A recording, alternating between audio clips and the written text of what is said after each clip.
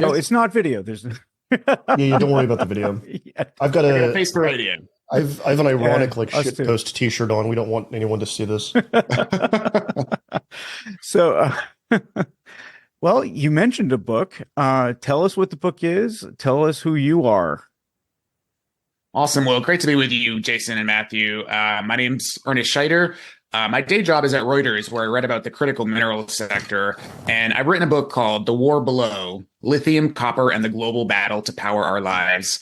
Now, it sounds like it might be a book about mining specifically, but it's not really. It's a book about choice broadly. It's a book about the choices our world needs to make if we want a clean energy transition, if we want cell phones and other battery-powered devices that are increasingly underpinning every single part of our everyday lives. All of those electronics are built with lithium, nickel, copper, cobalt, and rare earths and many other minerals and metals, and they all come from somewhere. But most of those production of those necessary materials are not in the United States right now. And so it brings up a whole host of questions about where, how, and why we should be producing these building blocks if we want to go green and if we want all of these electronics. I mean, right now, the United States produces hardly any of them. And so I was really wanting to explore in this book, what are the tension points, especially in the United States, around whether some of these proposed mines should be opened or whether we should export the production to other places in the world. So there's the tension point right there in the book. That's really interesting. I guess I'm thinking we used to have much more mining in this country, or this country mining was much more important. At least I'm thinking about coal. Yes. So why did we not do this in the first place? Why are we looking to overseas now? Sure. Yeah, that's a great point, Jason. I mean, the U.S. did have a pretty strong mining industry, especially in the 19th century and going right up to World War II. Just think about all the metals and minerals that were needed to not only build ships and tanks, but provide other sort of armaments and other equipment for military exercises. So World War II especially saw a huge import to mining. Slowly the industry, like many things, went global, and globalization brought about a huge change in the mining industry, just like it did with the manufacturing industry. So you started to see production of a lot of these critical minerals and metals go elsewhere. You also have to remember that we didn't have this energy transition when that took place. So the huge demand for lithium, for instance, has been a recent phenomenon. We did not really have a huge need for lithium 30, 40, 50 years ago. It was primarily a niche product used in greases or for pharmacologics. But now that the lithium ion battery is basically underpinning so much of our society, we as the United States collective, are starting to grapple with, should we be producing more lithium here? Countries like Chile and Australia have, during that time frame, begun to tap their huge supplies of lithium, but China really has cornered the market on the midstream, or the refining of that lithium into the specialized type that goes into a battery. So there's a sort of the quick and dirty encapsulation as to sort of why the U.S. sort of let this go elsewhere. But you can see that it's a very complex supply chain, but it has a direct effect on everyone's lives. I guess I was thinking about when you say dirty, that's one of the things that's fascinating to me about this book is, I mean, mining has got such a terrible reputation. Strip mining, taking apart whole mountains, black lung. I mean, I'm just saying, the things that you think of. Oh, and trapped miners. That's always a good one. Yeah. There's no way around it. I mean, mining is just a really intrusive industry. I mean, you dig a giant hole in the ground, you produce a lot of waste. There, you need a lot of water. I mean, more than 60% of all the water in Chile, for instance, world's largest copper producer, second largest lithium producer, more than 60% of all of its water just goes to its mining industry alone. I mean, think about that. That's crazy. And for every, the metrics are a little bit different depending on the mine, but the average copper mine grade is sort of right around 1% or less. That means for every 100 pounds of rock you take out of the ground, less than 1 pound is actually copper. So that means there's 99 pounds of waste that you have to store somewhere. And just think about it. That's sort of mind-boggling when you do all the math on the back of a napkin. And so you can see why nobody really wants to live next to a mine. But the copper has to come from somewhere. Can I ask a really stupid question? No stupid questions. Why don't you just put the rock, like you've got two shafts, Yeah. Why don't you put the rock back in the opposite shaft when you've got the copper out of shaft 2? Does that make sense? Yeah. Yeah, no, completely. So that actually is, depending on the geology of a deposit. I mean, you can do that. I mean, different mines have different ways of, shall we say, being developed. And so you have to do something with the mine. I mean, in chapter 2 of the book, I explore the proposed Resolution Copper Project, which would be an underground mine about an hour east of Phoenix in Arizona. And this would be a project that would slowly create a giant hole. The industry term for it is actually glory hole. That's the name of it. And that's unfortunate. It is an unfortunate name, yes. Because basically you're taking the rock from underneath the deposit, or let me rephrase, you're taking the rock out from underground, and it'll slowly cause this crater. So you can't necessarily put the rock back in that situation. You need to create what's called a tailings dam. So you have to have a location on the surface to put that rock. So it really all depends on the geology, but yes, Matthew, yeah, definitely in some places that can be done. Okay. Can you explain? I think people know about lithium, and can you talk a little bit about other minerals and where they might be and why we need them? Sure. A great example I love to give is your cell phone. It vibrates. And the reason that it vibrates is because of these concentrations of what's known as rare earths inside of a little device in that cell phone that makes it vibrate. And rare earths are not as rare as the name implies. What is rare is to find them in large quantities. And there's a huge deposit in China. There's also a huge deposit in California and other parts of the world. But China really has cornered this industry. And so these rare earths are used to make magnets that turn power into motion. So you think of vibration, obviously, as a motion. Think of also in electric vehicles, the thing that takes the power from a battery and actually turns the wheel is a rare earth magnet that's made with rare earths. And so these things, while rather niche, are extremely important. And the United States basically helped invent this rare earth industry out of the offsets of the Manhattan Project after World War II. And you started to see this huge growth in the 50s and the 60s. And the US had a huge research center in Iowa that really focused on a lot of the sort of nitty gritty. The US military helped invent a key type, of rare earth magnet that was used in fighter jets and other weaponry. But then slowly in the 80s and the 90s and the early 2000s, we started to see the industry moved to China, which recognized the strategic importance of rare earths, and now it controls the world's largest rare earth mine within its own borders. It's a huge processor of the strategic metals, and it uses this as an economic weapon when it is interacting with some of its neighbors. Famously in 2010, China had a diplomatic spat with Japan over a fishing vessel incident, and Beijing cut off supplies of rare earths to Japan for some time. And, Japan, obviously huge manufacturing country, Toyota and other manufacturers are there. So that was definitely something that raised alarm bells, not only in Tokyo, but in Washington as well. Rare earths, extremely important, as you can see sort of by that picture, not just the things that make your phone vibrate, but also in electric cars. And I mentioned a bunch of other weapons.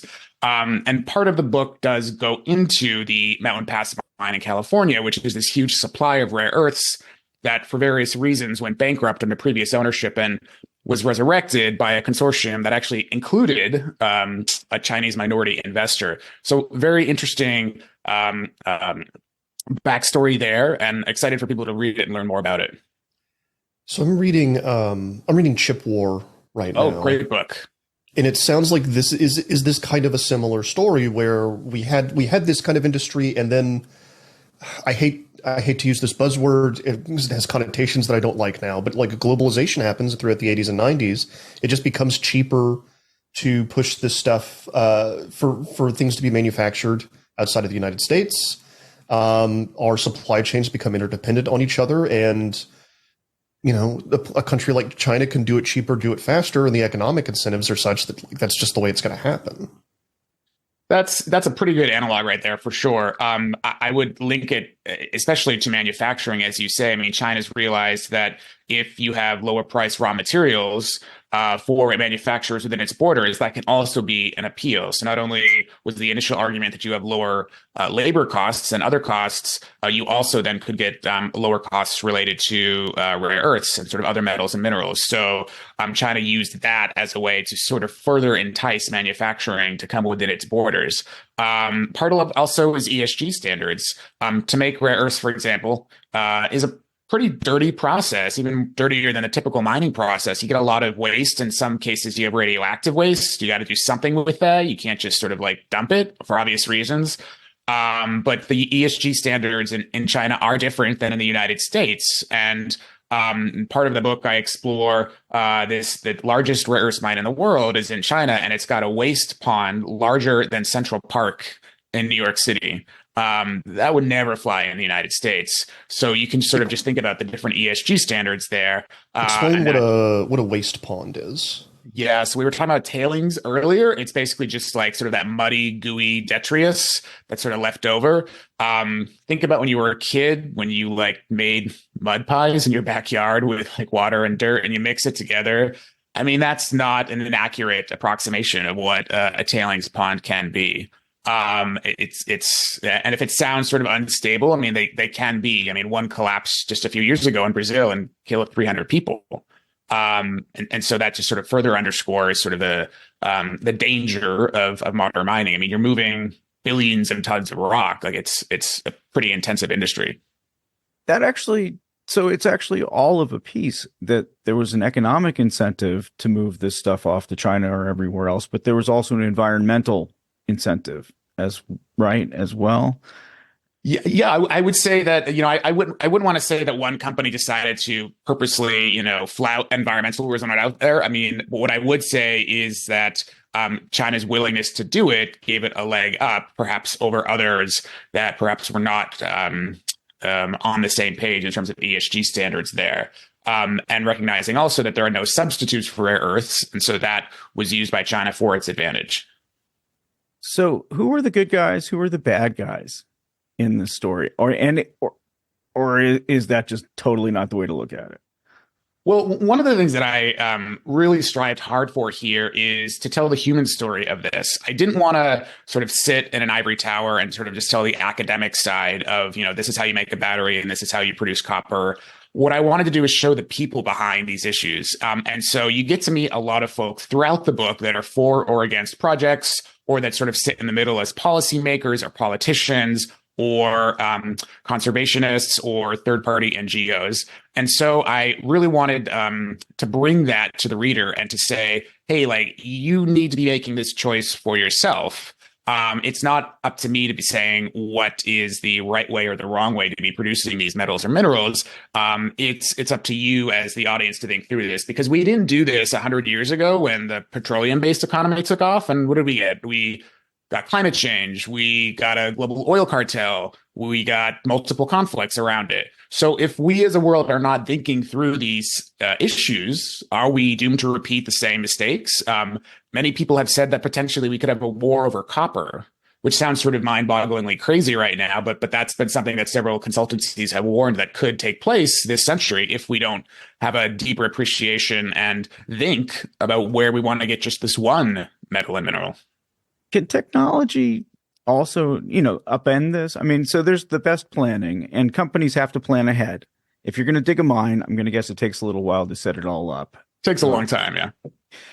So at least a decade or longer. At least a decade for any new mine? For the average mine, especially in the United States, it's at least a decade or longer, yes. Okay, that's really impressive. So how do you plan ahead for technology in that case? I mean, I'm just wondering, like, you read about the solid state batteries that are supposed to come along and they're going to be a different technology. And anyway, I'm just wondering, like, a 10-year lead time. Yeah, it's a great question, right? And if you're a mining CEO, how do you navigate that uncertainty there? I think there's a few things that can serve as guideposts. Copper, huge cornerstone of any electronic. It has been for more than a century, and it most likely will continue to be. Nickel can have various uses depending on a battery's chemistry. It also has other uses as well, including in the stainless steel industry. Cobalt has been a huge focus on using less cobalt from the Democratic Republic of the Congo because there tends to be some child labor concerns. But tends sort of is such a wonderful way to put it. I mean, we can dive into that. Certainly, I do not mean to lessen certainly this horrendous issue. I know you don't. But it's atrocious, and the desire to use less cobalt because of that is running up against the reality that more lithium-ion batteries are being produced with cobalt. Just the sheer number of batteries being produced will necessitate an increase in volume. You mentioned lithium and solid state. We don't know where solid state is going to go. There's a lot of emerging interest in, I know MIT and other institutions are pushing hard into that, but solid state batteries, at least in their current iteration, are going to use a lot more lithium than lithium ion batteries. Oh, no kidding. Okay. Yeah, it's a lot more lithium. So when we just sort of look at across a quick run across the spectrum here, when we look out 10, 20 years, the forecast for a lot of these critical mineral and metals demand is just sky high. And that's before we even get to a position called sort of the tipping point for like a truly circular economy, when we can recycle old batteries and do away with mines, so we can just completely recycle old batteries and get the metals and minerals to make new batteries. We're not even anywhere near that point yet. So when we look across the demand spectrum, it's extremely strong, even with the possibility that there could be different battery chemistries down the line. How possible is a circular economy? It's like a lot of the recycling stuff is also pretty brutal, right? It's kind of like have the system where a lot of these things end up getting shipped to, is it like Western Africa, and end up in kind of these pits and are kind of torn apart. And it's also not a great system there either, right? So recycling, definitely a nascent industry, especially for lithium-ion batteries. And in the book, I look at Redwood Materials and Li-Cycle, two North American-based companies that are working to prop up various parts of the recycling supply chain. And they each have their own different strategies and histories that I unpack in the book. One of the main problems right now with the recycling industry is transportation. It takes a lot of money to transport batteries. They are obviously charged, literally, in various states have charged. And so you'd have to deal with that. I explore in the book this one story about a giant shipment on a rail car just exploding, all these lithium-ion batteries just exploding unexpectedly. And that's just one rail car. And this was a few years ago. So you can imagine, like, if everything's electric in, say, 10, 15, 20 years, how are you going to transport these batteries to a central location to then break them apart and extract the lithium and other critical minerals inside? So it's a huge logistical challenge. And so I would say that's the big thing for the industry to deal with right now, as well as the technical challenge around the specific way in which they break down the batteries. And not to get like too nerdy on you, but so there's sort of like two main ways, pyrometallurgical and hydrometallurgical, that batteries are sort of broken down as part of that recycling process. It's anyone's guess when we're going to get to that point when we have critical mass where every single battery in the world can be turned in. We get the critical minerals to be used again and then put in new devices. Some people say 2050, some people say maybe longer, maybe less. I think it's anyone's guess as to when we get there, but we do know when we get there, we won't need any more mines. And so that'll be a huge benefit, perhaps. But it's going to be a question mark as to when we get there. And there's by nature at least one industry that's not thrilled about the idea of this circular economy, right? You would think the miners are not interested in it, but we're actually starting to see miners dip their toes into it because a lot of the similarities are there in terms of processing. Miners are used to heavy processing in addition to digging rock out of the ground. So companies like Albemarle, the world's largest lithium company, are planning facilities that are designed to, within 5-10 years, also expand into be recycling facilities. Freeport-McMoRan, a giant copper producer, and it's one of the chapters in the book. We visit the Morenci mine in Arizona, which is the largest mine in North America. They also are moving into copper recycling at a pretty fast clip because it just makes sense, right? I mean, crude oil, natural gas, you use it to heat your home or power your car and it's burned off forever. But copper and lithium and nickel and cobalt, all of these metals can be recycled and reused. again and again and again and again. I mean, copper's ability to transmit electricity does not decrease the more that you use it. So that's a huge benefit. So you can see why getting to that circular economy point, that tipping point, is of huge interest for a lot of conservationists and environmentalists, because you can just reuse this stuff again and again and again. But when we get there is anyone's guess. I have a different question, which is simply all of this huge investment. I'm going to guess we've got to be talking not just about billions, but dare I say $1 trillion or more, right? At least, yeah. We're talking gargantuan amounts of money here. What do you think, or the people you've talked to think, about whether this is going to work in terms of the goal of helping to limit global warming? So I would sort of put it in sort of two buckets, this transition. I mean, we've got the huge focus on abating climate change and really taking a climate first approach. And then that's going to require a lot of collective focus and attention by people across the world. Then you've also got something that's sort of happening at a much faster clip, and I would say the electrification trend. So, I mean, we're talking electronically right now. All of us have cell phones. We have laptops, scores of other electronic devices, all of which are just filled with critical minerals. And the number of these devices are only going to grow in the coming years. So we've got these sort of two tracks going here. And I would say that's partly why the huge demand forecasts are just continuing to get huger, if you allow the phrase there, because the demand is not slowing down.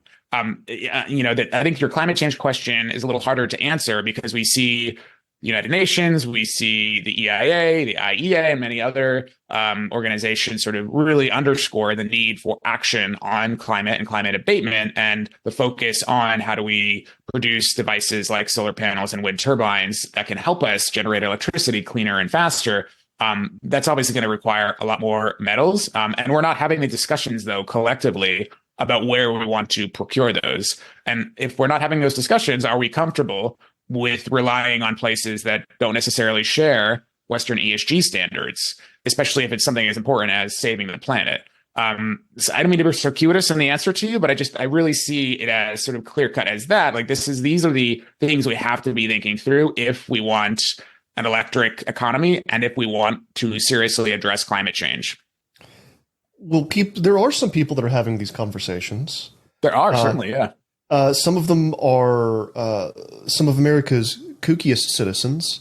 One that comes to mind is Eric Prince, right?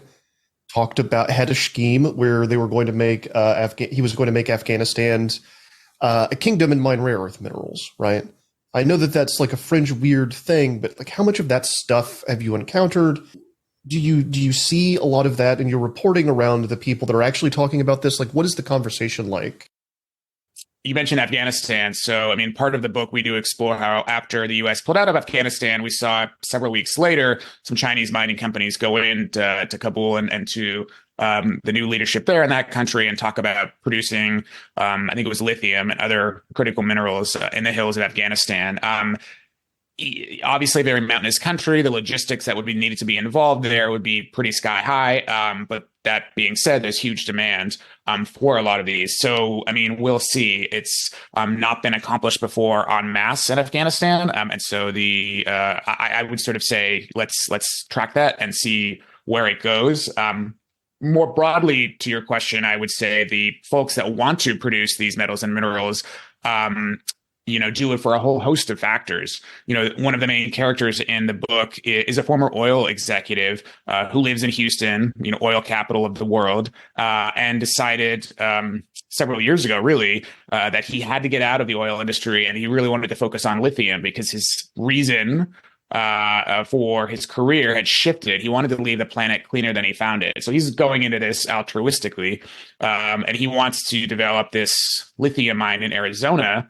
The tension point there, though, is this lithium deposit sits below this habitat for a rare flower that's found no place else on the planet. And therein lies the rub. So a conservation group starts fighting him, and you explore it over the course of the book. And the narrative talks about his big focus on leaving the planet cleaner than the one he found, versus this conservationist who says, okay, well, we're going to start just destroying rare flowers. I mean, what's next? Is it animals? Is it, whole ecosystems? Where does the biodiversity issue not become important anymore? And so there's an example, and I really try to explore the human side of both of these individuals throughout the book, of people that are perhaps coming at this in their own head with entirely honorable and altruistic reasons, not necessarily nefarious aims, but only one of them can win. And it brings deep-seated questions for the entire audience of what matters more. And the irony, of course, is that if nothing is done to address climate change, this flower may go extinct. So is it worth it to just sacrifice the flower knowing that we would get the lithium to help fight climate change? So I don't think there's any easy answers, and I don't know if there's necessarily any villains or heroes. There can be in some instances, and there's both in the book, but I think by and large, this issue is a lot of earnest people grappling with what is the best way to save our planet. Give me a villain. There's got to be one. I mean, I think, I think, when we don't think about these issues as a collective species, we're hurting ourselves. And so I would say that that's something that I really want to bring to folks here with this book, is to say that if we do nothing, we're putting our heads in the sand like an ostrich. And so I really would sort of encourage people to see this, and also to see that there's average people on both sides of this issue that really help, that really want to help. But we can't just put our heads in the sand anymore. And I think the coronavirus pandemic taught us all of that. And remember, about 4 years ago, we all were shocked that no masks were made in the United States. And the reason there were no masks made in the United States is because we just collectively said we don't want to be producing sort of low value items like cloth masks here anymore. The margins aren't high enough. So we exported them. Well, then we decided that we all needed to wear masks, and we needed to wear masks, but we just didn't produce any here. And so it was sort of that short-sightedness that I think definitely was underscored by the pandemic. And so the more that we are thinking through the complexities of this new supply chain, the better. But if we don't do that, it's just not going to work out well. Yeah, it was a huge shock. And then I would think that problems like a potential war between China and Taiwan, that could be an issue as well. Huge issue, yeah. So tell us a little bit about, the actual defense and security issues that are around this. Yeah, I mean, you just sort of take it right from the beginning on the manufacturing side. I mean, China's control of a lot of the midstream processing for these critical minerals. Take lithium, for example. I mentioned Albemarle earlier, the world's largest lithium company, headquartered in North Carolina, but has huge projects in China for obvious reasons. It's got the world's largest EV market, so it's got a lot of lithium processing facilities there. Many other countries as well have midstream processing facilities there. China is a huge buyer of copper from Chile, world's largest copper producer. Those are just sort of two examples there. So you could imagine sort of any conflict, whether regional or wider than that, would have a huge impact on those supply chains. And the technology transfer that many are hoping happens coming back from China to Western nations, is not happening sort of fast enough. And different moves in commodity prices can have huge impacts on the economics of projects in the West. The United States and others, obviously sort of free market economies, but a lot of the metals are priced on global prices like the London Metal Exchange. And they respond to supply and demand. So if there's too much cobalt on the global market, for instance, that means the prices drop, and that hurts the economics. And we saw this most recently in Idaho, where a cobalt project under development basically was mothballed because the price dropped too low. So its developer just said, we're not going to do that. And that's an economic situation. Just imagine if there was sort of a military situation, having that control of a lot of those vital industries. Lockheed Martin uses rare earths for its F-13 for its fighter jets. If you can't import rare earths anymore, can you build fighter jets? The answer is no. And so you start to see, when you add up a lot of these pieces of equipment, how it tends to be an overlooked or not appreciated enough strategic flaw for the United States. It's funny because you can really see in all of this supply chain. It's not just capitalism, raw capitalism. It seems like there was an idealism from when the Cold War ended that you could let this happen. You know that that the world was not a zero-sum game. We could all grow together, and it just feels like, you know, the rules have gone back to the way they used to be, and we're not prepared. The rules have gone back to the way they always were. Yeah. You could argue that, sure. I mean, a lot of these industries were, I don't want to say invented, but really propped up by the United States after World War II. And so it was a choice, really, to sort of let these industries grow elsewhere and not be developed here in the United States. Some people point to the creation of the Environmental Protection Agency in the 1970s as something that really clamped down. I don't know if it's that black and white, but, you know, I will say there are countries that are willing to have lower ESG standards than the United States in order to help their own economies.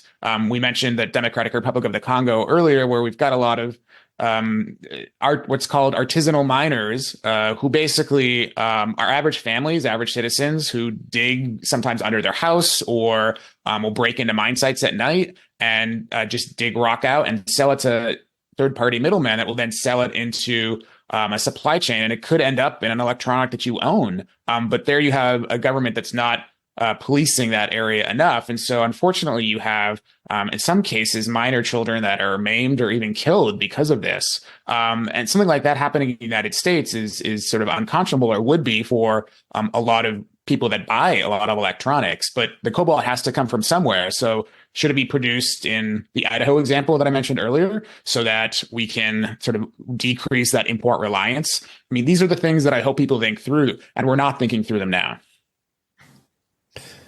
Artisanal mine is now my new favorite euphemism. Thank you. It is Thank you very an unfortunate much. industry euphemism. Yes. That is pretty fantastic. I just ordered an artisanal loaf of bread. Should clearly have ordered a little coltan. Indeed. You did talk to a lot of individuals to pull together this story. Was there one that you found that you think might be the most compelling? Not favorite, not, you know, least favorite, not good guy, not bad guy, but just something that really caught your eye as being compelling. Yeah, especially as a journalist, I think we often fall into the trap of saying one side versus another. And I think there can be often multiple facets to the same story. Mm-hmm. And we got to spend a lot of time, or I got to spend a lot of time for the book in parts of eastern Arizona, looking at the Resolution Copper Project, which I mentioned earlier.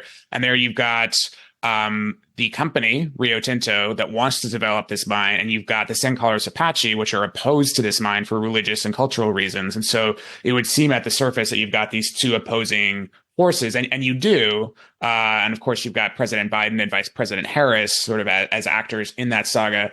One story that I found particularly compelling, though, as part of that was a third facet, and that would be the mayor of the small town next to the mine site. Her name is Mila Bisic. She's been the mayor for multiple years, and her main focus, and it's come through loud and clear, and then as and now, is to bring jobs back to the town. This is a town where the average income is less than $30,000 a year. It's extremely economically disadvantaged town. It's been trying to pick itself up by its bootstraps, so to speak. And so you've got this multi-billion-dollar corporation come through the town and promise jobs. And you would think, given that economic reality, that she would sort of bend over backwards for the town and sort of accept whatever bend over backwards for the company. But she actually, and this comes through in the reporting in the book, she holds their feet to the fire. So she's a huge defender of her town, and also a huge defender of this mine project. And ironically, she's a huge defender and supporter of President Biden, as is the San Carlos Apache people. There's a lot of overlaying and shifting alliances that I just found really, really interesting. And Mayor Bisic's determination and advocacy for her town was something I found really interesting. And it took us outside of this sort of polarization, one side versus another, and it gave sort of a third ideation for the reader to consider. All right, Angry Planet listeners, we're going to pause there for a break. We'll be right back after this. Welcome back, Angry Planet listeners. All right, I have a couple of things here.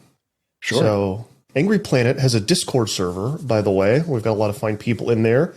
And I had a random thought as we were sitting here having the conversation that I would tell them right now that we were talking to you and see if they had any questions. Sure. So I've got a couple listener questions that I've pulled out that I want to see if you have responses to. We've already kind of talked about what rare earth minerals may end up in military machines or are already being used in military machines. Follow up to that, will we see battlefield salvage of drones, missiles, bombs, etc., by people desperate to salvage the crash? That's actually a really good question. I would say probably yes. I mean, not only for the metals and minerals, but probably for, technological adaptation. You could sort of see a way where people would want to see how that device was built and can it be reverse engineered. But I think increasingly you would see people trying to get at them for the metals and minerals. I mean, drones don't tend to be too big, so I don't know how too successful or a salvaging operation it would be. But yeah, I mean, a great story, I guess, connected to that would be I grew up in Maine and at a pretty rural part of the state. And, if you were building a house or doing home construction, you made sure to lock down your whole house because people would break in the middle of the night sometimes and steal your copper pipes. And if the price of copper was really high, you could get, in some cases, $1,000 for copper pipes. And so I sort of put that in the same sphere. You wouldn't think that you would get that much money, but it can all depend on market prices. Yeah, I had a similar problem in a couple places I've lived as well. Yeah. I know exactly what you're talking about. Yeah. It's not ideal. If the minerals are mined at sea, what does that mean for navies in terms of protecting such sites? What are the ways sea mining is vulnerable to disruption or attack? Yeah, great question. Deep sea mining is one of the big frontiers, I think, of this issue. And we touch at it a little bit towards the end of the war below. But the United Nations is hotly debating right now the rules around it. So it's still very, very nascent. But it does tend to be a bit of a Wild West. This law that the United Nations, or I should say the standards that they're going to formalize will actually only affect international waters. It won't affect the territorial waters off the coast of various countries. So right now, any country can do it. And the Cook Islands is one that's considering doing it, or allowing it, I should say, in its territorial waters. But yeah, I mean, you're right. I mean, there'll be huge questions around enforcement. And if some companies, there's one in particular, it's publicly traded, it obviously would want to adhere to the laws for it for many reasons, not the least of which is its shareholder base. But there could be others that just don't. And so does that mean various navies have to patrol the middle of nowhere in the Pacific Ocean to make sure that people are not breaking the law 2 miles under the surface of the water? I mean, you can see how complex this gets. And impossible too, right? I mean, the ocean is enormous. It is completely impossible, right? I mean, remember that Malaysian Airlines plane that crashed a few years ago? It was never found, and there was a pretty devout search effort to try to find it. And I think they just gave up somewhere in the Indian Ocean. And so, yeah, that's just one part of one ocean. You can think about the entire ocean and how complex it could be. But I'm fascinated by it, and I think we're all going to be learning more about it in the years ahead. Jason, I've got more unless you've got more questions. Well, first of all, I just want to compliment the listeners. Yeah, bring them on. This is great. Seriously, we've got some, really smart people out there, and it's wonderful to hear from them. So, yeah, I mean, Ernie, do you have time for a little more? Or Sure. Okay, so Matthew, please. So, do we have any idea about the scarcity of these resources? Are these rare earth minerals going to run out anytime soon? And who is, following up on that question, who is looking to the stars? Scarcity.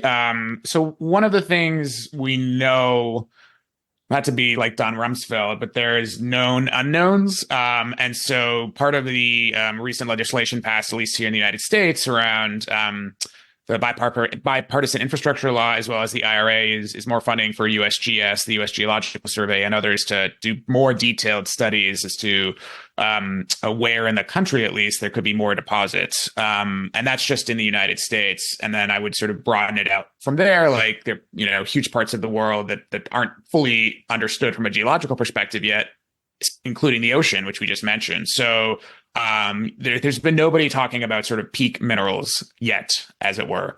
And I think that would require a lot more geological studies to discover where and how these could be produced across the planet. when we look sort of outside the planet, there's been a lot of focus on asteroids. And there's several actually private companies that want to mine asteroids. They're out there right now trying to think of plans to do this. It's not as like Captain Kirk as it sounds. I mean, there are people that have pretty well-formed business plans for actually going to an asteroid, mining it, processing it on the asteroid, and then bringing the processed metal back on a spacecraft. We'll see how that goes in the next few years. And then we've all seen what's been going on with NASA and the moon and SpaceX and mining hydrogen or other minerals there to then use that as a springboard to go onto Mars. So there's a lot of focus there. But, a few years ago, I was actually interviewing a CEO of a pretty prominent copper mining company. And I asked him about the moon, and he just sort of chuckled. And he said, I have got enough on my hands here on Earth. I'm not looking at the moon just yet. So we'll see. I mean, it creates a whole host of new problems because you're dealing with, space, but it solves a bunch of your environmental concerns if you're not pulling it all out of the Earth. Indeed it does. Indeed it does. There's just the tiny problem of transportation. Oh, we'll figure that out. Maybe. Hopefully. Fingers crossed. This one's a little silly. Did you ever get to drive one of those chubby trucks? Oh, no. Yeah, no, you got to get trained for that.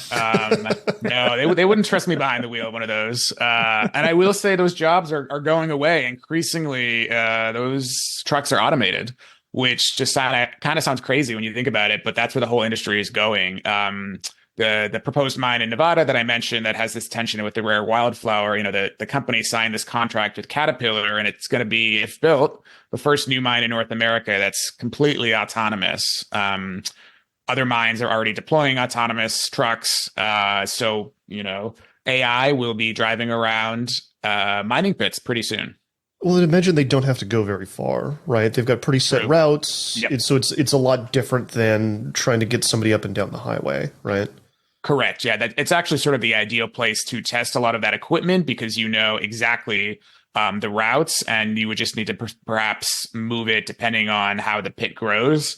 But for the most part, a lot of these trucks do tend to do the same routes back and forth, back and forth. You know where the truck is at the end of the night, so you can charge it. Same goes for an underground mine. So there's a whole host of reasons why the mining industry is a good guinea pig for autonomous vehicles. I just want to say that with more and more jobs going away, I'm a little worried that everybody's just going to start yet another podcast, and that'll drive us out of business. But no, not at all. Not a worry for you guys at all. I mean, I am. It's been a grim 6 months in this industry, but that's a whole other podcast conversation. Sequel, follow up. Well, that does it for, I think somebody's typing, but I don't know what's going on. I'll get it in if we get it in. Jason, did you have anything else? No, I mean, this is really, I don't know. I guess I'm still concerned that this is not going to actually save the Earth. I have. Of course it's not. Yeah, that's the rub, right? I mean, yeah. People think you buy an electric vehicle, you're saving the planet, but yeah, that's what I did. You're just moving your waste to a different part of the supply chain, right? I know. The beginning of it, like you still got to dig all this stuff out of the earth. Still has to be manufactured and put together. You're not, and you get to sit at Walmart for 2 hours and talk to the lovely people while your car charges. Yeah, that's a whole host of a whole host of things there, and electric vehicle is obviously a huge part of this. But I have a whole chapter in the book that looks at leaf blowers, and it might sound sort of silly or innocuous, but I picked that on purpose to show the reader that so many things in our lives are battery powered now. So it's not just electric vehicles. I bought a house a few years ago and I decided to go all electric on the lawn care. So I got an electric lawnmower, an electric weed whacker, and yes, an electric leaf blower. And I went down this deep dive. Where did the metals come from that built that battery? And I couldn't figure it out after multiple tries to say, okay, where did all this metal come from? And that's just this one lowly device. So then you magnify it across the millions and billions of devices like laptops and cell phones and cameras and other things that really anchor our everyday jobs and lives. And you start to see that the sourcing of this stuff matters, and the ESG standards matters. Otherwise, to your point, Jason, you're not really helping the planet if it's just produced with crappy standards. Well, that to me, I mean, I would end the whole podcast on crappy standards, but I got another good one though. Oh, okay. All right. We are a podcast, right? I'm allowed to swear. So yes, I should have swear. We are. But it's just the kind of down note we love. That's timid for this podcast. So this one's good. The Antarctic Treaty is up soon. So are people making some far out there plans for the last frontier? It's a lot easier to get to and extract from than an asteroid or the ocean floor. Ooh, that's a good question. It's still pretty cold in Antarctica, even with climate change. So I would be curious to see what mining companies would be willing to take on the added cost of producing there. If the value of the metal gets high enough, I would say there'd be a lot more interest. I would just draw people to northern Russia and northern Canada right now, where it's extremely dangerous and extremely hard to produce because you've got increased heating costs. You think about the equipment that you need to mine into cold, hard rock and earth, and just the sheer remoteness. We got a stark reminder of the danger of that earlier this week when Rio Tinto was flying some of its staff to a diamond mine in northern Canada, pretty frigid, cold area, and there was a crash and some workers died. And so it's pretty hard to operate in a really cold climate. And so I would think you would need to have extremely high metals prices to financially justify exploring Antarctica, and even if that were to legally become an option. So if we are mining from Antarctica, perhaps bad things have already happened elsewhere. Potentially, or the price is so high that demand is so high. But I think I'll leave the international politics to the folks that write the international policy books. But from what I know about the Antarctic Treaty, I don't see it remarkably changing in the near future. Well, even when I was at Reuters, the commodities desk, it was really expanding just to get into every aspect of how things are extracted and how to protect them. And oh my God.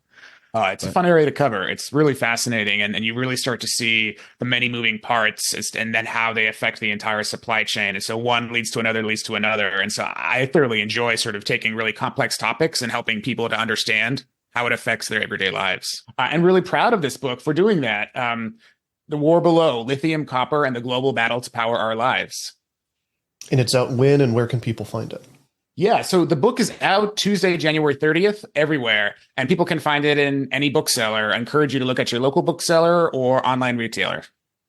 Ernie, thank you so much for coming on the show. And thank you guys for having me. See you. Appreciate it.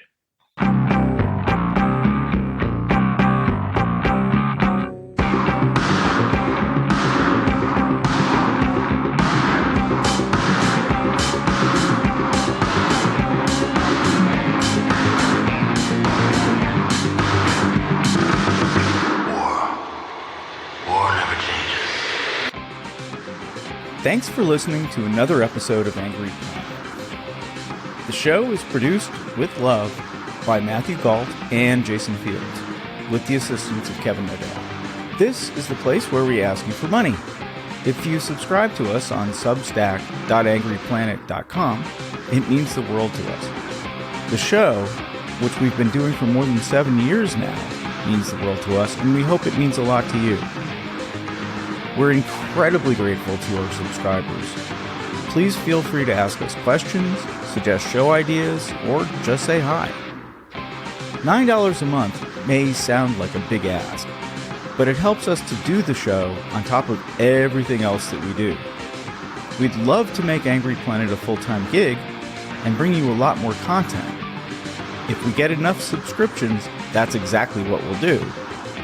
But even if you don't subscribe, we're grateful that you listen. Many of you have been listening since the beginning, and seriously, that makes it worth doing the show. Thank you for listening, and look for another episode next week. Stay safe.